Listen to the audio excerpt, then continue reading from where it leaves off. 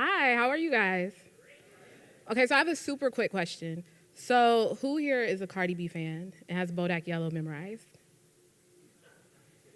Okay, thank you. I don't have a metaphor or like an analogy, but I'm on a personal journey to try to memorize that song, so that just helps me figure out where I rank among my peers.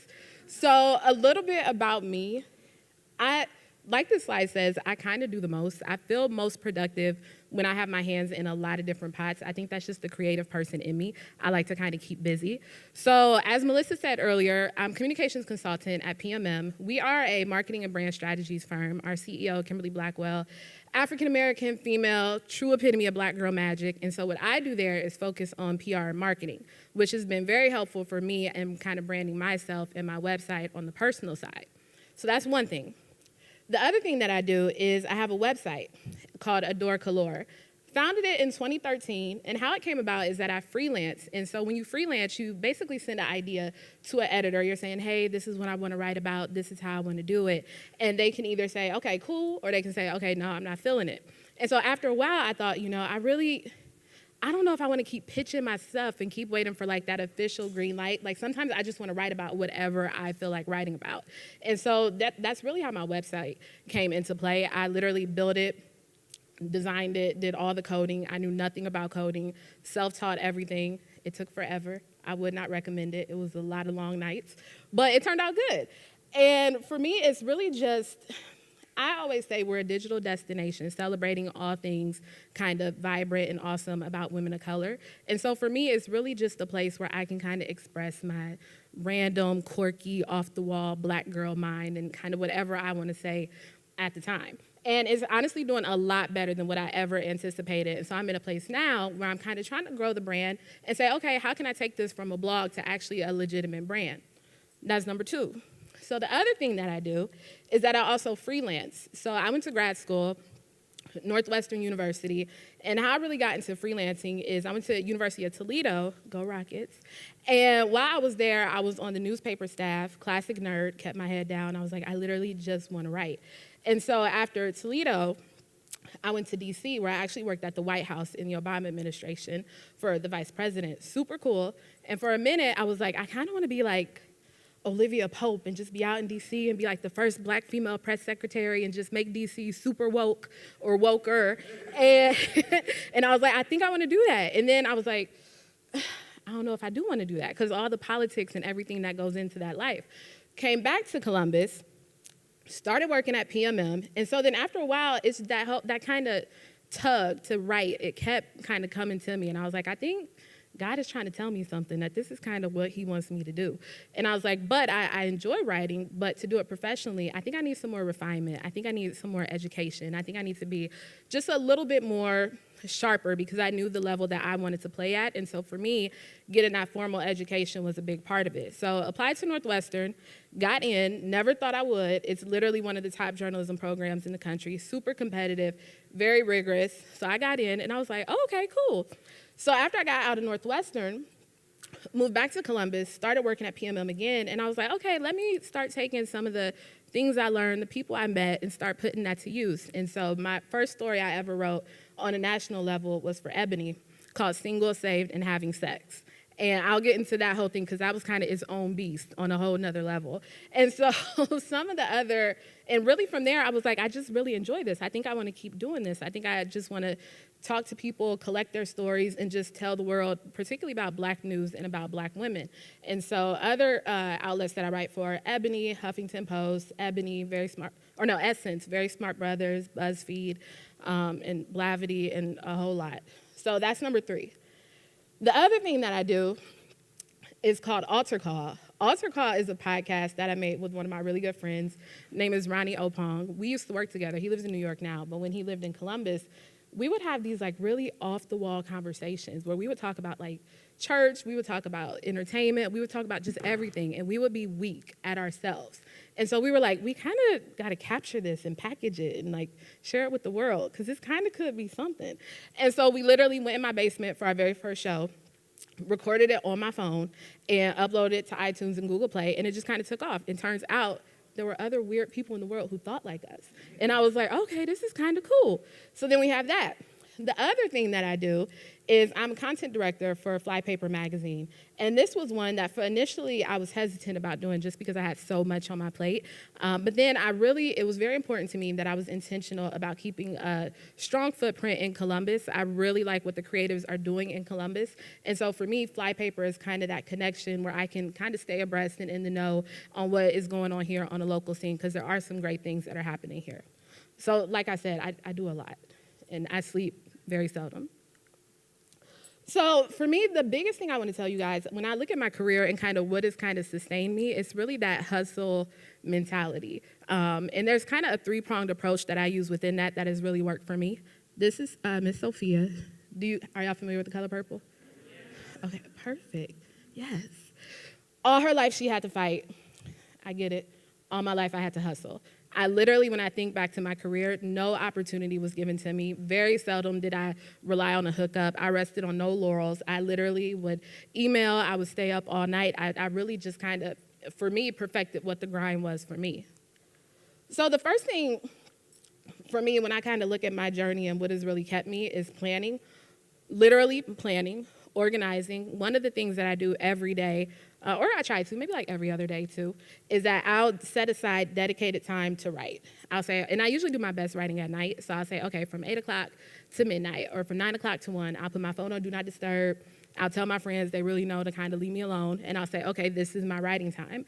I have a lot of planning time too. I have a huge calendar on my wall where I'll say, these are all the articles that I want to write. This is who I want to pitch this week. This is what I kind of keep it very meticulous because I do so much, and because writing is a crazy world because there's so much happening all the time and there's so much stuff that I can be writing about. And so it really helps me kind of narrow down and say, this is what I want to accomplish. This is who I want to talk to and about this week. The other thing that really has helped me, and I struggled with this in the beginning, was to really that idea of who am I? As a writer, as a creative, what do I want my angle and kind of my voice in the world to be? And for a while, I really hesitated in going into Black news because in grad school, it was really discouraged because a lot of people said, if you just write about Black stuff, you're really going to limit yourself. At Northwestern, on our very first day at Northwestern, there were 100 people in the program, 5 were Black, 3 were woke. And so we go around, and I love them all. I keep in touch with them all. They're all doing some great things. One of the girls is an editor at Huffington Post. Another one's at ESPN for The Undefeated. Another one's at GQ. They're doing really, really great things. And so the first day I'm there, we go around, and the instructor says, okay, tell me what your name is, of course, a fun thing about you, and what you want to write about. And so everyone, I want to do international affairs, I want to do politics, I want to do celebrity. And I'm like, he's like, Chevonne, what do you want to do? And I'm like, I'm Chevonne, I'm from Columbus. And I'm like, I want to write about Black news. And he's like, well, what do you mean? And I was like, well, if it's Black, I probably want to write about it, everything that's in it. I was like, I probably want to talk about it. And he was like, well, Chevonne, I really want you to be careful because just focusing on Black news, you're really going to limit your voice. You're really going to limit your career path and what you do. So you might want to widen it. And I'm thinking in my head, I'm like, how does that differentiate me from someone who's a basketball writer or a sports writer? And I'm like, maybe he's never heard of Kathy Hughes or, or Bob Johnson or even John Johnson at Ebony Magazine. And so I'm like, I think the defiant person in me was like, well, I'm going to be super woke and just make that my angle and my voice for my full career. And so I started out and I said, I just want to be Black. I just want to write Black. I want to talk Black. I just want to write about Black people. But if you look at the industry now, there are a lot of people who are doing that. And so for me, I had to take it a step further and say, okay, what within African-American culture really interests me? And when I really thought about it, it was Black women. Very passionate about empowering Black women, telling the world how amazing we are, and just really sprinkling our Black girl magic on every living thing. And so I said, okay. I was like, we're getting close. I'm narrowing it down. Talking about Black women is still a very big conversation. We're not monolithic. We're many things. Essence really owns the playing field in terms of Black women and talking about them. So I said, okay. I was like, dang it, I got to narrow this down even more. And so then I said, maybe, what if I speak to people who look like me? Young women who are in their 20s and 30s, who are on this course of trying to find themselves, who are, maybe in and out of relationships, who are kind of on their career path, and they're just really discovering and tapping into how amazing they are. I said, what if I really focus on that? And then what if I also, throw in some of me? I'm kind of random. I kind of am a little offbeat, which I love. And so that is really, it kind of, the light bulb went off, and I was like, okay, ding, ding, ding, that's what I need to do. Young Black women like myself. And so I would just, for all of you guys in your respective industries, to just take a second and really think about, who is your audience? Because in terms of planning, and this is when my PR instincts kick in, if you get that part right, that's really the foundation. That's where a lot of brands go wrong, when they don't understand who they're talking to. And so if you really can pinpoint who it is you're talking to, how you're talking to them, how frequently are you communicating with them, is key, and it's really invaluable to your success. This is just, keeping on the whole idea of audience, this is just a snapshot of the media kit that I put together for Adore Color. If you don't have a media kit for your brand, I would highly, highly recommend that you, even if you're product-based or if it's just your own personal brand, strongly recommend that you do it. For me, it really helped me to clearly articulate and define who I was, who was my audience, where's my traffic coming from? And from a monetary standpoint, if you're trying to pull in a profit, this is what advertisers really want to see. They want to see numbers. They want to see, what does your traffic look like? And it just makes you look credible, because there's so many people out there who have blogs and who are doing this. And so a lot of these things really put the finesse on it, if you will, and really kind of separate you from the pack. The other thing for me in terms of planning is really knowing, what does success look like for you? What is that moment where you can kind of kick off your shoes, put your hands back, and be like, okay, you know what, mama, I made it. Like, I done good for myself. What does that moment look like for you? And after you accomplish that moment, what is your next goal? For me, my personal goal is the New York Times. As a writer, that's kind of the epitome and kind of the pinnacle of journalism. So I want to have an article in the New York Times, which I'm very close to. And then I also want to put out a book as well and have it be a New York Times bestseller. And then for me, I'm thinking, okay, well, once I do that, which is going to be very soon, I'm like, what's next? And so just continuing to think about, again, why am I up till 3 a.m. every night? Why am I running this race? Why am I doing this? The other part for me, when I look at kind of my journey that has been really key, is the pitch. For me, this is kind of the toughest part, because creatives, we can be kind of sensitive, we can be kind of introverted. And so hearing those no's, not getting responses to the emails, it can be very kind of like your world is over. As Erykah Badu said, we are artists, we are sensitive about our so it can just be tricky when you don't get the response that you need. And so that's one thing that I really had to overcome. And I think where a lot of people go wrong is that they're always, when they're thinking of ideas, they're always waiting for that light bulb moment where it's literally they're sitting and they're like, oh, I got it. It doesn't always happen like that. For me, my best ideas, my best articles have really been ones that I've actually sat and thought about, that I've done the research. It wasn't just an overnight thing. I've kind of looked, I said, okay, what are people talking about? How are they talking about it? Where are some stats that can kind of validate whatever it is that I want to say? Put it all together, and then I have a good idea. Even the whole article I was telling you guys about, my very first article for Ebony, Single, Saved, and Having Sex. I thought about it, and for me, I'm a church kid, so I always kind of knew the people in the church and out of the church got it in. But I was like, there really hasn't been a voice who kind of talked about it from a qualitative standpoint and really looked at why this whole idea of Christians who are, openly sinning against God by having these sexual relationships outside of marriage. And so I did research, talked to friends. I did straw polls. I was literally like in church passing out surveys that said, do you have sex? Yes or no? Are you single? I did it at a church here, and one of these pastors got so mad at me. Like, he was hot, because I did the sermon, and I was like, your congregation is lit. And it was just very, very funny. And so then after I did that, I went, and one of the things that I do when I pitch, because a lot of people in the industry, their emails aren't public. And so I literally will kind of look, and I'll always pull up media kits, because advertising, they'll usually have their emails out. And I'll say, okay, their advertising contact is first initial, last name. Did that, sent a cold email to Ebony, hey, I'm Chevonne, I'm out of Northwestern, and blah, blah, blah. And I was like, this is what I want to write about. Editor-in-chief at the time, she emailed me back, and then the CEO of the magazine as well, who's Desiree Rogers at the time, emailed me back and like, Chevonne, we love the idea, we want you to do it, we want you to run with it. And I'm like, yes. But I say all that to say it wasn't something that just came to me. I probably worked on that pitch for almost a month till I had a legitimate good idea, good story. And so again, that whole eureka light bulb moment, it doesn't always just happen as easy as you think it does. It does happen, but there's really not a cadence or a frequency that it does. When it does happen, I'm like, thank you, God. But then sometimes I do have to work a little bit. The other thing for me, especially because I'm in the writing industry and in the media industry, is to really, that whole idea of disruption. The blogging field is so saturated. There's so many people who have something to say. You think about this whole thing that's going on with DACA right now. You Google that, how many different things will come up? And so for me as a writer, I always, in my brand, I'm like, okay, how can I say this differently? How can I say it where it applies to my audience? After the BET Awards and the MTV Awards, everyone has something to say. How can I put my own spin on it? How can I not just be a ripple in the ocean, but be a wave and really kind of put my stake in the ground?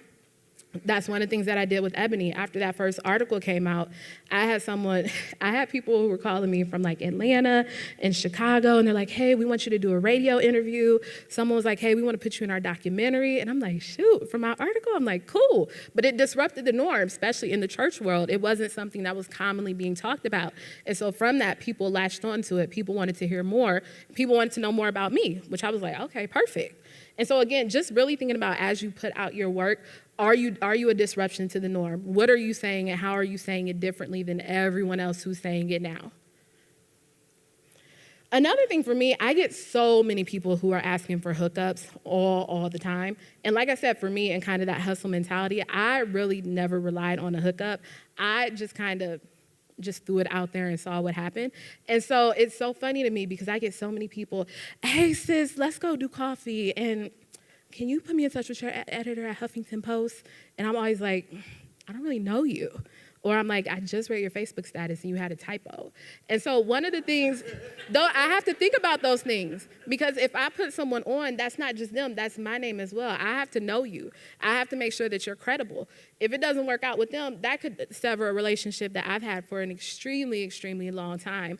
And so especially in the media industry, it is such a small world and people talk so much. And so I'm like, I just have to be super, super mindful of that. The other thing for me, and this is just the final part, is really that whole idea of praying or really kind of submitting to the higher powers that be, who kind of have the authority to take your idea or your pitch to the next level. One of the things for me that I really had to work on was this idea of building your creative confidence, of really kind of believing in your voice and your respective point of view. These are some of my absolute favorite writers. One of the things that I really had to come to terms with is that I am not going to be able to rewrite The Bluest Eye. I am not going to be able to give a speech like Barack Obama or write words like Damon Young or Demetria Lucas. And it really threw me off for a minute because after I read it, I would go and write stuff and I'd be like, this don't even sound like me. I would always think, I'd be like, what would Oprah say? And I would try to write it like that. And so it just took me a minute to really be able to say, you know what, my writing style is colloquial. It's very playful. It's very down to earth. That's literally just who I am. And I really had to come to terms with that and be okay with that. And it wasn't easy. It took a lot of time to figure that out. The other thing for me that has really helped me was the idea of not putting myself in the box. Again, going to what I was saying earlier about Northwestern, how my professor he really had his own box that he tried to put me in. And I was like, no, I want to be Black. I want to be woke. This is what I want to do. And I was very, very adamant that this was kind of my stake in the industry. And it has really paid off. It's to the point now, for the Huffington Post, I don't even pitch for them. I'll literally just go in and upload a story. For Ebony, it's to the point now, I'll sometimes pitch, but they know what I write about so well, the editors will come to me and say, hey, we have this story that we want you to do, because I've really defined what my lane and what my box is. This is just a quote from Beyonce, who I love. And any questions? Huh? Oh. It says, as soon as I accomplish one thing, I just set another goal. That's how I got to where I am. Going back to what I was saying about that whole idea of goal setting, striving, and really just thinking about what's next for you. Okay, now, any questions?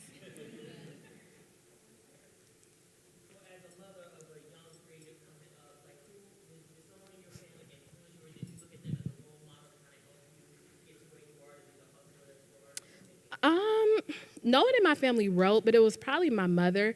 She's very good on kind of making a way out of no way and literally taking 2 cents and making it $20. And I'm like, how you make a meal out of this? You only had $1. And then for me too, I think she saw early on that I gravitated toward words, that I really had an interest in writing. And so she would say, okay, after dinner, we're going to the library. And she really kind of nurtured my interest. She didn't pull me away from it because I was not the coolest kid. And she let me be weird. She let me sit in a corner and read 20 books a night. And so I think that just helped me be more confident and to really figure out that this was what I wanted to do. Just a quick question. So you mentioned that you kind of had to learn creating your website from the ground up. I'm just curious, what platform did you use? So I use WordPress right now. And what I did initially was I took a template and then I wanted to customize it. And so I literally customized the entire website. And I just Googled every single thing that I wanted to do. I Googled different codes for it. I played with different codes and just tried it. And then I would say, okay, now my website looks weird. And I would say, okay. And I literally just Googled and figured it out. I would never do it again. But, but I learned by trial and error. Okay, cool. Well, thank you guys very much.